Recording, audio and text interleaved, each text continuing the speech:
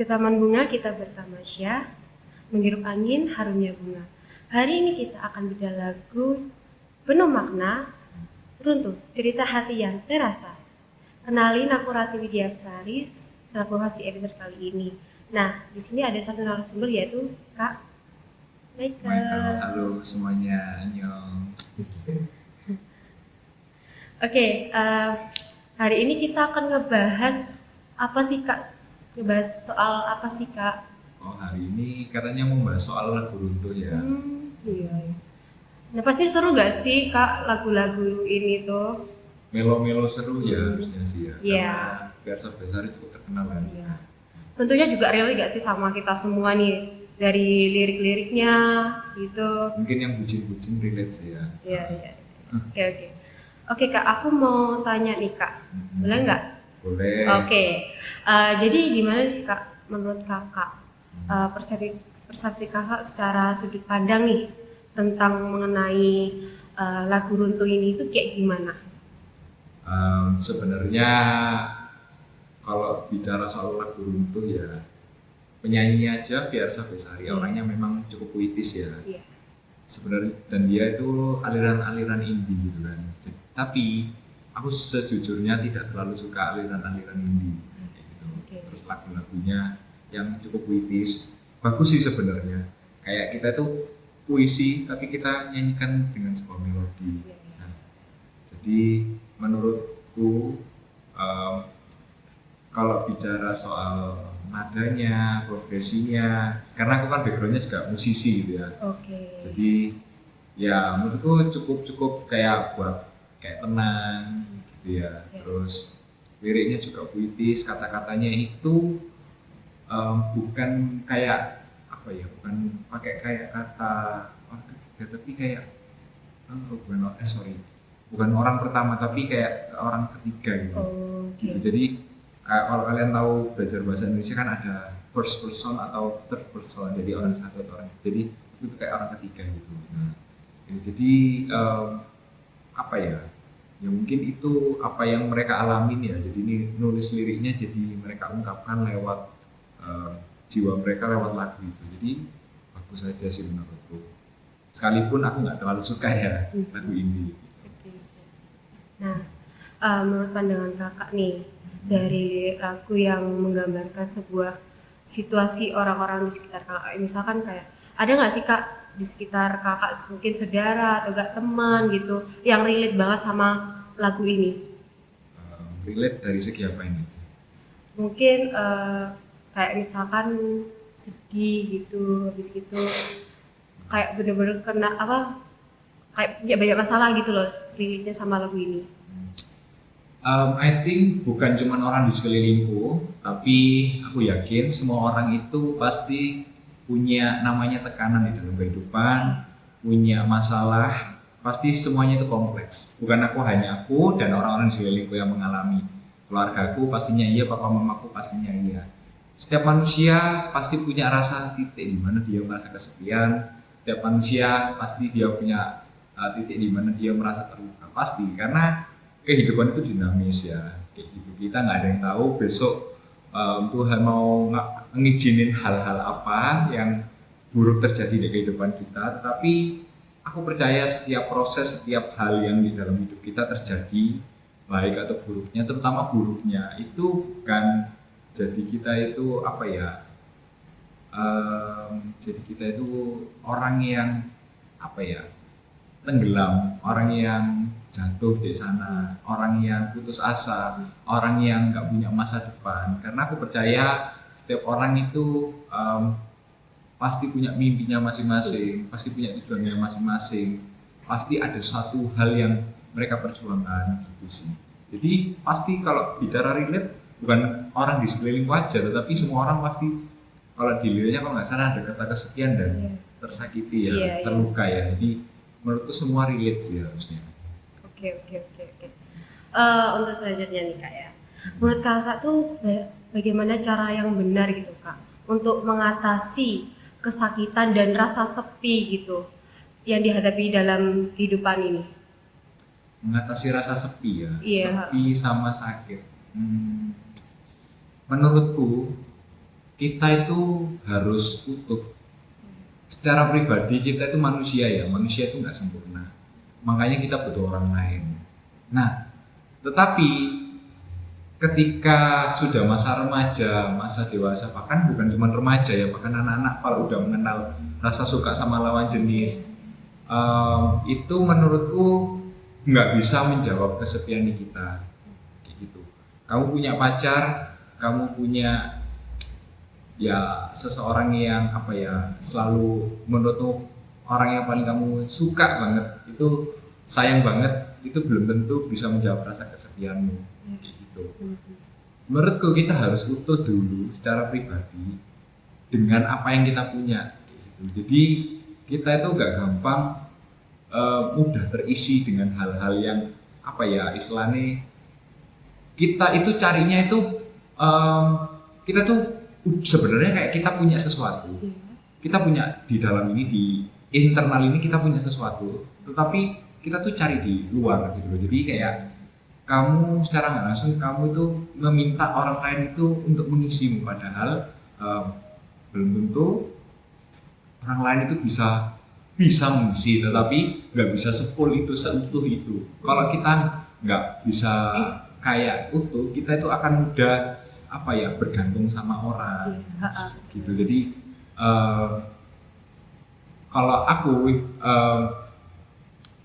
apa ya yakini kalau misalnya kita belum utuh, kita nggak akan bisa mengisi kehidupan orang lain. Kalau misalnya kita belum bisa utuh, kita itu akan susah gitu untuk bermitra dengan ya calon pasangan hidup kita. Kebanyakan itu anak-anak remaja lah, anak-anak apa namanya yang udah ngerasain namanya jatuh cinta, itu akan mudah buat apa ya meminta apa ya istilahnya menuntut kayak secara langsung buat ngisi. Jadi sebenarnya dirimu itu kosong kayak gitu. Ketergantungan sama pasangan gitu ya. Sebenarnya menurutku itu hal yang nggak boleh. Misalnya bukan cuma tentang pasangan ya, contoh dan dua itu bukan cuma tentang keutuhan, tapi tentang tujuan hidupmu apa. Ketika kita nggak bisa menentukan tujuan hidup, kita akan sulit untuk memfokus pada tujuan itu. Jadi kita itu akan mudah gampang nggak bisa nata manajemen prioritas di dalam kehidupan kita. Kita nggak bisa ngatur apa yang kita seneng, kita nggak bisa ngatur apa yang maksudnya kita itu cuma ngikuti kesenangan kita toh. Jadi misalnya contoh ada beberapa teman, aku punya teman misalnya dia happy gitu ya, misalnya ke tempat diskotik gitu ya misalnya gitu. Terus apakah itu bisa menjawab kesepian? Mungkin hari itu dia happy, euforia gitu ya, joget-joget, mabuk, minum. Tetapi setelah itu apakah menyelesaikan masalahnya, menyelesaikan kesepiannya? Aku rasa enggak kayak gitu. Terus ketika kamu punya masalah dalam kuliahmu, terus kamu cerita sama pacar, terus minta ditemenin, apakah cuma ditemenin itu menyelesaikan tugasmu di perkuliahan? Juga enggak. Tetapi kamu punya seseorang yang memang bisa nemenin kamu, bisa support. Tetapi nggak selamanya kan kayak pasangan itu ada di dalam hidup kita. Nah ketika kita nggak utuh, nanti ujung-ujungnya di dalam sebuah pasangan, hubungan gitu ya, akhirnya saling menuntut, akhirnya ke toksik gitu. Nggak, kalau aku melihat ini, aku belum psikolog ya, tetapi aku melihatnya di beberapa anak-anak remaja, bukan hanya kuliah aja, tapi SMA, karena aku pernah jadi leader di di salah satu komunitas gitu. Jadi aku melihatnya aja ya, menurutku nggak pas gitu loh. Jadi menurutku ya kamu harus perlu ngisi, kamu harus perlu jadi utuh. Kamu kan punya keluarga. Nah terkadang kita itu boro-boro misalnya minta orang lain itu pacar gitu ya ngisi kita, tapi kita nggak bangun hubungan yang baik juga sama orang tua. Terlepas tanda kutip orang tua kita nggak sempurna, papa mama kita manusia juga, papa mama kita punya keburukan, punya masa lalu, punya punya karakter jeleknya lah, pasti kalian kenal sendiri. Misalnya mamaku suka ngomel, tetapi ketika aku bisa melihat sesuatu yang dibaliknya itu, aku bisa melihat sesuatu yang baik gitu ya, aku bisa melihat positifnya, aku bisa melihat hal baik yang ada di orang tuaku, aku bisa merasa cukup, aku bisa merasa bersyukur, dan itu yang membuatku terus utuh. Dan yang terpenting itu ketika kita memposisikan diri kita kita cukup gitu dengan apa yang kita punya, keluarga, dengan Tuhan juga, kita akan mudah untuk memberi, bukan hanya meminta. Jadi kayak kita tuh nggak menuntut orang itu untuk mengisi kesepian kita, tetapi bahkan kita bisa jadi jawaban. Bukan berarti kita sebagai manusia kita nggak pernah merasa kesepian, pasti.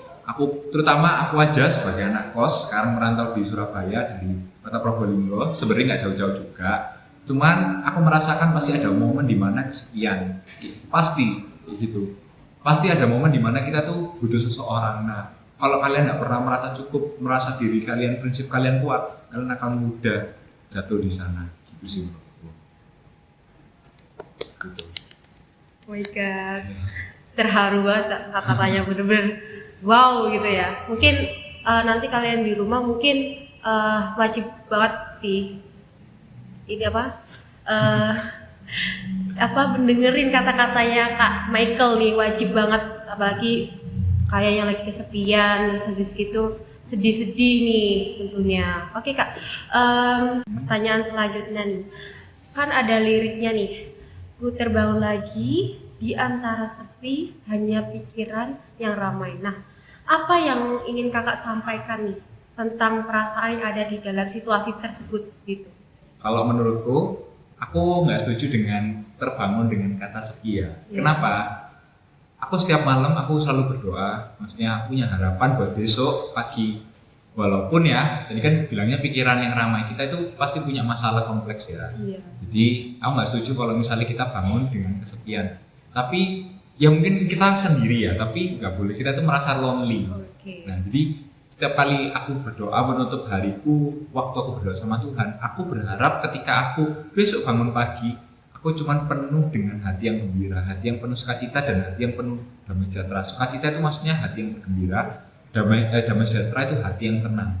Karena aku selalu punya harapan untuk apapun yang terjadi hari ini, biarlah sampai hari ini.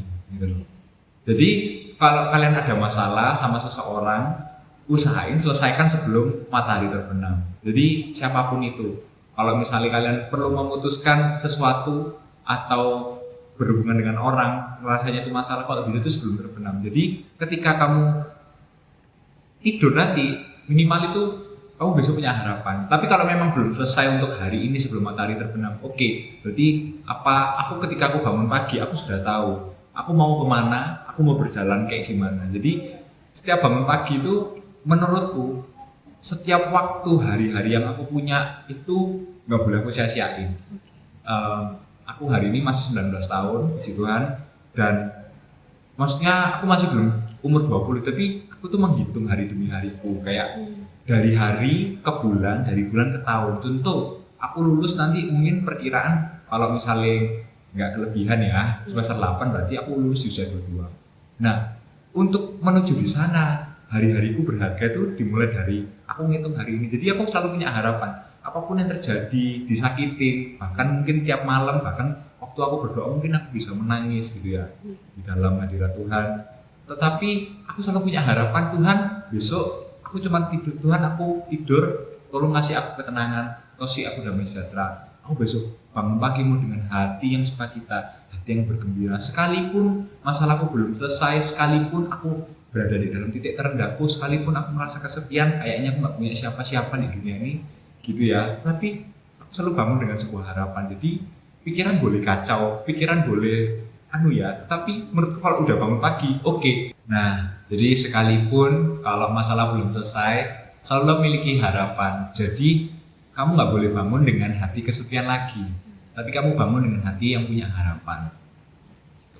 Berarti kalau misalkan bangun pagi-pagi gitu ya Kak, rasa kesepian tuh menurut kakak tuh nggak banget gitu ya?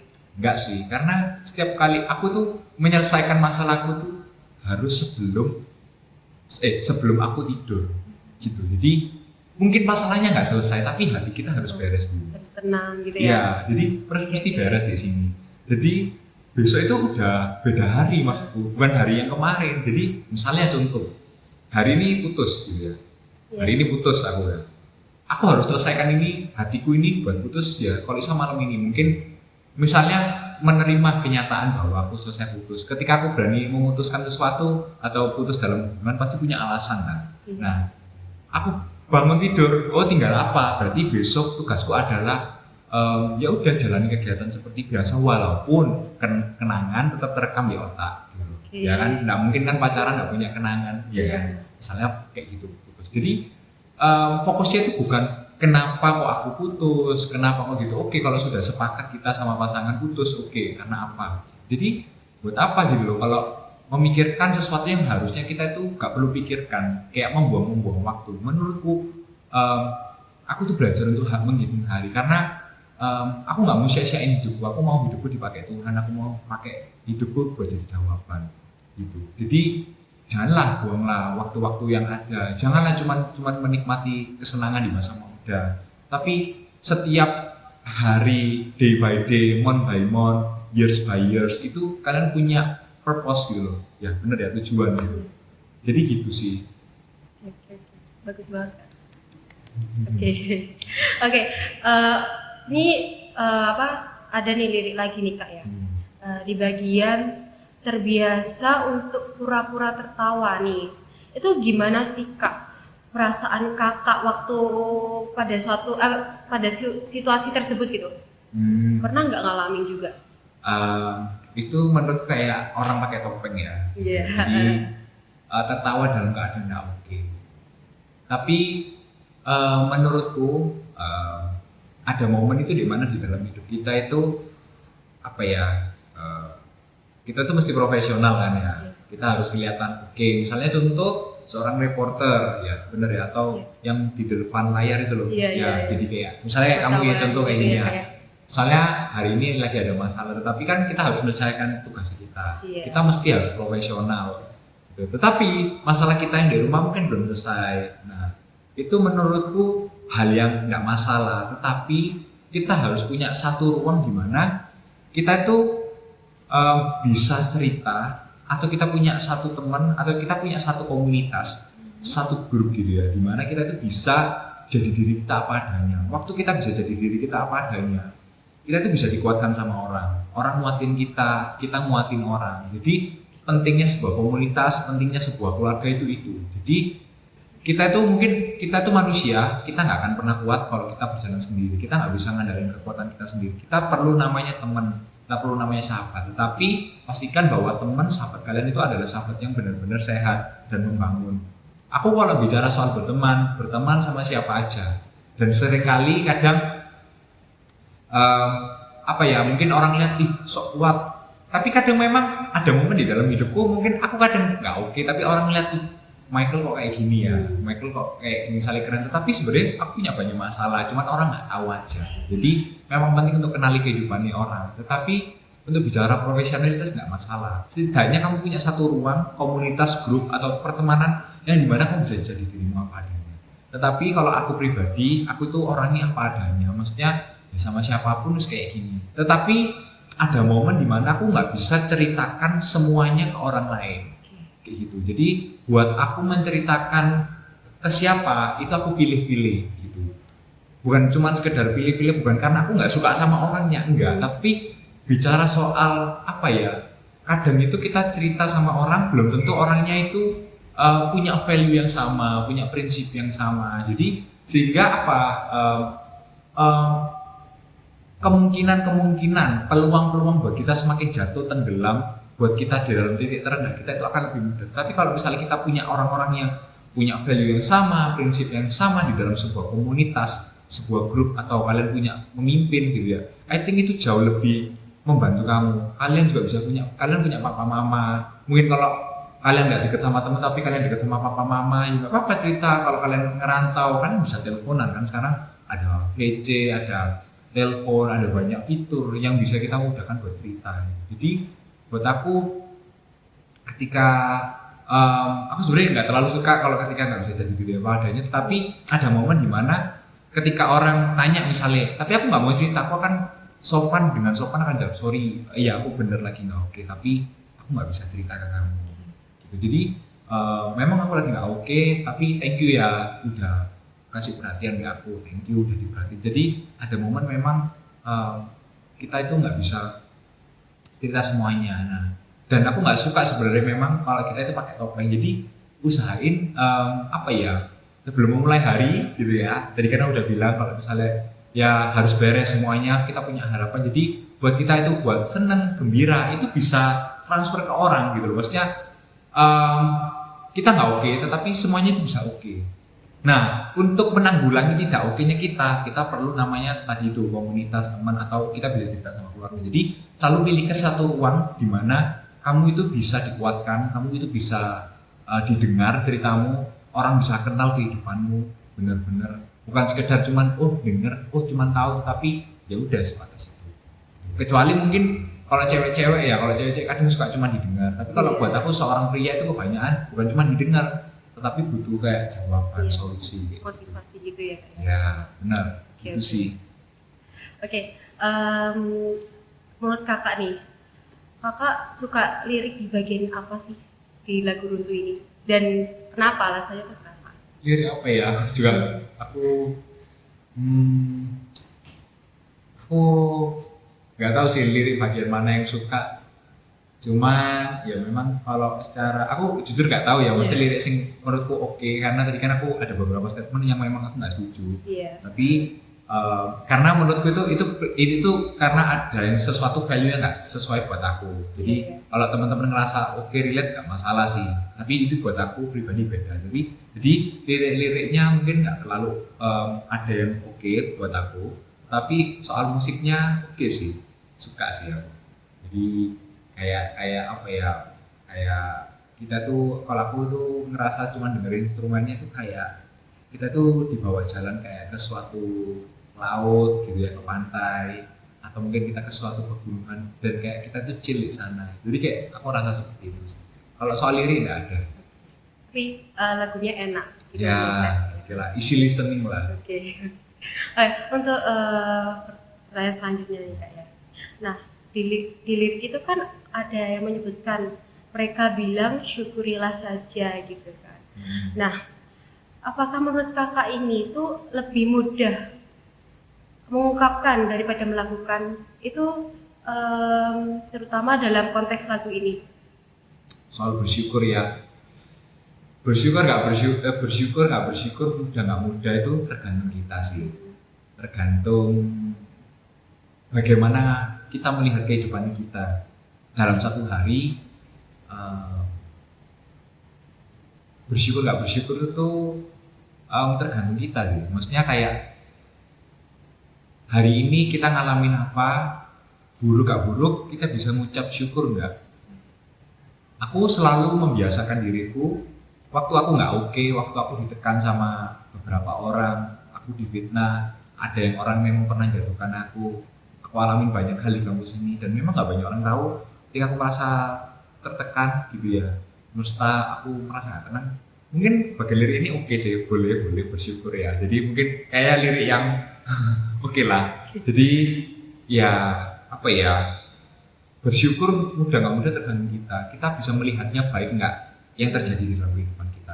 Kalau aku melihatnya, Tuhan thank you ya buat hari ini, aku walaupun aku dihujat, walaupun aku difitnah, walaupun banyak orang nggak suka sama aku, kencana gitu ya, it's okay ya, kencana gitu loh, maksudnya nggak apa-apa. Yang penting apapun yang Tuhan taruh di dalam hatiku, apapun yang Tuhan mau bangun di dalam kehidupanku, buat aku jadi rumah buat banyak orang, buat jadi jawaban buat banyak orang, itu bisa tersalurkan. Sekalipun aku harus melewati lembah kekelaman, sekalipun aku harus melewati titik terendah, namanya proses. Nah, untuk pertanyaan selanjutnya nih Kak, kan ada lirik itu ya, menyebutkan bahwa mereka bilang syukurilah saja. Apakah mudah dikatakan daripada ngelakuin gitu? Terus terutama dalam konteks lagu ini itu. Kalau menurutku ya bersyukur ini mungkin satu lirik yang oke ya menurutku. Jadi bersyukur itu mudah nggak mudah tergantung kita memandang hari-hari kita itu kayak gimana. Kalau kalian bisa menemukan hal yang baik di dalam kehidupan kalian, dalam sehari ini kalian jalani, pasti kalian akan mudah buat lebih bersyukur gitu ya. Sebenarnya hal-hal kayak bersyukur, berterima kasih gitu kan ya, bersyukur kan ke Tuhan ya pastinya. Jadi apa yang terjadi di dalam hidup kita itu kita patut syukuri baik nggak baik ya. Nah, itu apa namanya, perlu kita mandang hari itu gimana, baik gak baik. Misalnya kalian ada dalam masalah, banyak tugas gitu ya, capek, ngeluh. Kalau kalian membiasakan diri kalian ngeluh, akan mudah, em, apa ya, buat kalian itu akan susah buat kalian itu untuk bersyukur. Tetapi kalau misalnya kalian mandang, oh iya, aku kan mau jadi psikolog ya, kalian bisa memandang hal yang baik itu, sehingga kalian itu jadi orang yang oh iya, aku mau jadi psikolog ya, harus melalui proses kayak gini, harus ngejalanin kuliah seperti ini, supaya apa, kapasitasku diperbesar, kapasitasku ditambahkan, supaya nanti jadi psikolog adalah yang kredibel, bukan yang abal-abal gitu. Jadi ya kayak percuma gitu ya kalau misalnya kayak apa namanya, kita jalani hari tetapi hari-hari kita cuma dipenuhi dengan keluhan-keluhan aja, tetapi kita nggak bisa melihat hal baik. Jadi ini apa ya, sampai besok pun kalian akan mudah buat ngeluh lagi, tidak banyak itu tugasnya, kok kayak gini ya, kok kayak gini. Jadi selalulah miliki alasan untuk bersyukur gitu. Jadi itu yang poin penting adalah miliki alasan untuk bersyukur. Oh ya Tuhan, thank you, hari ini aku bisa kuliah ya, walaupun banyak tugas. Lihatlah di luar sana, nggak semua orang dapat jatah KIP, mungkin orang yang nggak mampu bisa kuliah. Aku bisa kuliah walaupun kayak gini, banyak tugas, capek, belum lagi kegiatan lain nih gitu. Jadi pandanglah itu segala sesuatu itu dengan baik gitu. Jadi bukan sekedar positif aja, tapi kayak pandang itu dengan segala kayak hal yang baik. Oh iya ya, hal ini juga nggak merugikan aku kok, hal ini baik untuk masa depanku kok gitu. Oke, untuk pertanyaan ini Kak, lagi nih. Kan ada tuh salah satu lirik nih yang bunyi itu, kita hanyalah manusia yang terluka. Nah, dalam lirik ini itu tuh bagaimana Kakak melihat pentingnya mengakui bahwa untuk menerima diri sendiri gitu, apa adanya gitu, sebagai manusia biasa, itu menurut Kakak tuh kayak gimana? Penting banget kalau bicara soal menerima diri kita apa adanya. Ini kan aku udah disinggung di awal, self love itu juga baik gitu ya, tapi selfish itu yang gak baik, mencintai diri sendiri berlebihan sampai kita tuh misalnya karena kejadian traumatik ya gitu, sama mungkin diputusin atau punya pernah dibully sama teman atau apapun. Nah itu akan kadang punya orang gak punya gambar diri yang baik gitu loh tentang dirinya, padahal setiap orang pasti diciptakan tidak sempurna, diciptakan sempurna, tetapi setiap orang punya karakteristik yang beda-beda gitu. Jadi kemampuannya beda, orang tuanya aja beda, mukanya beda, jadi punya spesialnya di bidangnya masing-masing, passionnya beda-beda. Nah itu yang perlu ditemukan. Nah kalau bicara soal terluka ya, aku nggak setuju kalau kita hanya manusia terluka, karena pasti di dalam kehidupan kita, tadi aku udah bilang kalau misalnya kita pasti punya proses yang melukai diri kita. Nah, bukan supaya kita itu jadi jatuh, tapi kan kadang itu lukanya kan perlu disembuhkan, diobati. Kadang ada yang membekas. Nah, bekasnya itu menurutku jadi pelajaran. Kayak bayangin kamu jatuh ya, ada lukanya di sini, di kulitmu sini ada lukanya. Terus udah diobatin nih, tapi masih ada bekas. Tapi dari situ kan kita belajar, oh mungkin aku pas naik bersepeda aja ngebut-ngebut, kalau udah tahu hujan aja ngebut-ngebut, misalnya kayak gitu. Jadi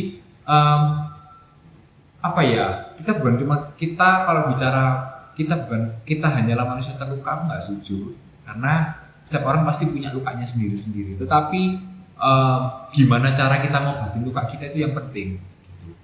Gimana cara kita tuh untuk nggak memandang ke belakang tentang luka kita itu penting gitu. Jadi apa yang pelajaran kita dapat itu lebih penting. Nah terus bicara tadi soal menerima diri apa adanya, itu sangat-sangat penting, self love tapi nggak selfish sampai yang harus membatasi orang. Tapi cintai diri sendiri itu penting, menerima diri apa adanya, kekuranganmu apa, kelebihanmu apa. Tetapi kebanyakan orang itu cuman fokus sama kekurangan, apa yang tidak dia miliki dia lihat orang lain gitu loh. Kamu tahu kamu misalnya bukan anak orang kaya gitu ya, misalnya bukan punya rumah yang sebesar Raffi Ahmad, kamu bukan anaknya anaknya Raffi Ahmad kayak gitu. Kamu nggak perlu banding-bandingkan diri, kamu fokus dengan apa yang kamu punya. Kamu harus mesti bersyukur. Kamu harus fokus sama apa yang kamu, kelebihanmu apa. Kalau di bidang musik ya udah kembangin. Kalau memang kamu suka di dunia politik ya kamu kembangin, baca literatur tentang politik misalnya. Kalau kamu bicara soal kamu mau jadi seorang militer atau jaksa atau apa, atau mau setelah lulus psikologi jadi psikologi forensik atau apa, itu fokus ke sana. Jadi fokus itu sama apa yang kita punya dikembangin di sana, Jok. Aduh, aku miskin, aku gak bisa nongkrong, aku gak bisa beli sepatu inilah merek ini. Kalau kita melabel diri kita berdasarkan benda, berdasarkan uang, berdasarkan jabatan, berdasarkan orang tua yang kita miliki, ya menurut itu nggak akan pernah cukup di dalam kehidupan kita. Kita nggak akan bisa, bukan nggak bisa, tetapi akan sulit untuk menerima diri kita apa adanya dan sulit untuk bersyukur. Gitu sih. Harus itu ya, cintai diri sendiri dan nggak boleh jadi diri orang lain gitu ya. Ya, ketika kita bisa mencintai diri kita sendiri, kita akan mudah buat mencintai orang lain. Bahkan kita akan mudah untuk memberi apa yang kita punya buat orang lain. Kadang kan orang itu fokus dengan cari sesuatu, udah cukup, udah puas, bahkan mereka nggak puas sih. Makanya nggak banyak pejabat nggak banyak juga yang pejabat koruptor gitu. Kalau kita itu makin diberkati ya, makin banyak gitu ya, justru kita akan mudah buat memberi orang. Ketika kita bisa mencintai diri kita bisa menjadi diri kita yang utuh, kita akan mudah buat mencintai orang lain dan memberi apa yang kita punya. Oke. Untuk pertanyaan selanjutnya nih, dalam liriknya berhentilah dulu, beri ruang, beri waktu. Nah, tampaknya tuh kayak menggambarkan saran pada pendengar seperti kita semua nih. Apakah ini itu berdasarkan pengalaman pribadi dan bagaimana menghadapi masa sulit kayak situasi tersebut? Kalau berhentilah dulu beri ruang itu oke sih menurutku, bagus di part itu, karena kita itu kadang sometimes kita kadang ada orang yang ekstrovert mereka selalu banyak di tengah keramaian, kadang mudah terpengaruh dengan banyak orang. Kadang kita tuh perlu ada waktu ruang menarik diri kita untuk buat diri kita sendiri. Kalau aku pribadi, aku akan menarik ruang diriku tuh antara aku sama Tuhan. Jadi aku nggak akan pernah meninggalkan, kalau aku kan kebetulan orang Kristen ya, jadi aku nggak akan pernah meninggalkan setiap hariku jam waktuku sama Tuhan, jam berdoaku, jam saat teduhku sama Tuhan. Jadi ketika kita itu ada masalah, kita itu punya ruang sendiri gitu buat diri kita sama Tuhan dulu. Oke, ketika sudah sama Tuhan udah connect nih, ketika kita merasa masih kurang, kita perlu dikuatkan sama manusia. Nah, pentingnya tadi aku bilang kalau ada sebuah grup atau komunitas, kita perlu dikuatkan.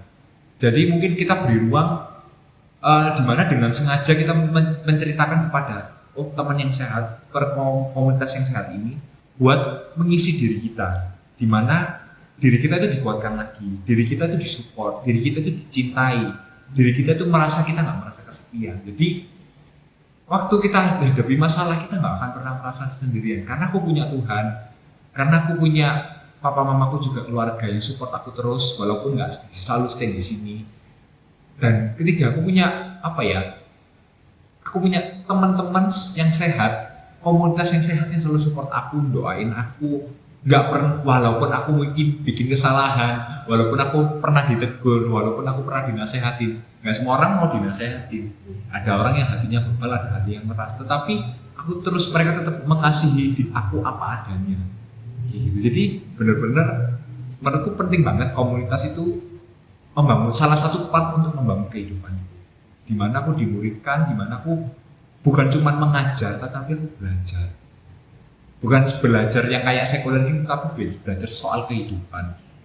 Dan itulah maksudnya menurutku, beri ruang, beri waktu buat dirimu, spend time dulu sama Tuhan. Kalau kamu merasa kurang, kamu boleh spend time sama teman-teman serohanimu atau teman-teman komunitasmu, boleh. Gitu sih menurutku. Oke. Cukup baik banget ya. Oke Kak, ini pertanyaan terakhir nih buat Kakak nih ya. Ini kan ada salah satu lirik nih yang berbunyi, ku ingin belajar menerima diri.